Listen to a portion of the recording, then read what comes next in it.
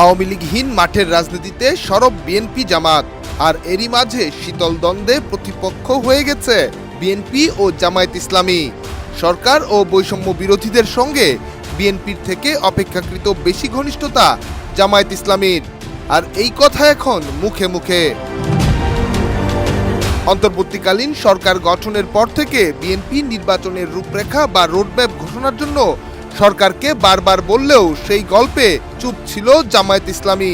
সরকারের সিদ্ধান্তগুলোই জামায়াতের ভাবনা, এমন কথা যখন মানুষের মুখে মুখে, তখন জামায়াত ইসলামী বলে, আমরা কোনো কিছুই নিজেদের করে দেখি না, আমরা ন্যায্যতা চাই, আর তা বাস্তবায়ন হলে সেটি তো আমাদের সকলেরই কথা হয়ে ওঠে।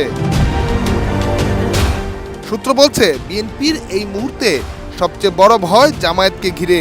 আওয়ামী লীগ দ্রুত ফিরে আসার সুযোগ না থাকলেও জামায়াতের চালচলন ও প্রশাসনিক তৎপরতায় বেশ বিচলিত বলে জানায় বিএনপির একাধিক সূত্র।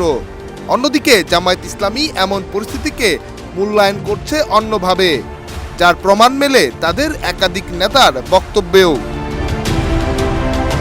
জামায়াত বলছে, তারা কোনো দখলদারিত্বের সাথে নেই।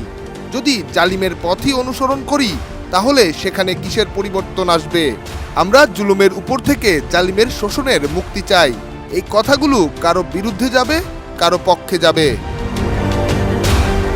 ঢাকা সহ সারা দেশে তৎপর ও সক্রিয় হয়ে পুরোদমে কাজ করে যাচ্ছে জামায়াত ইসলামী।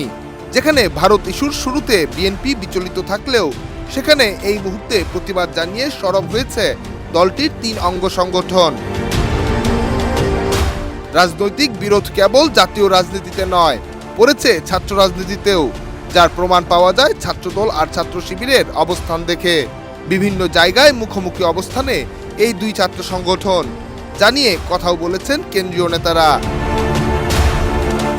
নির্বাচন কবে হবে তার তারিখ ঘোষণা না হলেও ক্ষমতার রাজনীতিতে মুখোমুখি অবস্থানে দাঁড়িয়ে গেছে বিএনপি ও জামায়াত ইসলামী।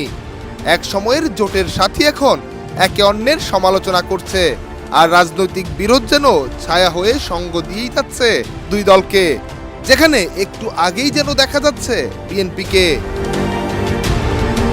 নিহার সরকার, অঙ্কুর, দেশ রূপান্তর।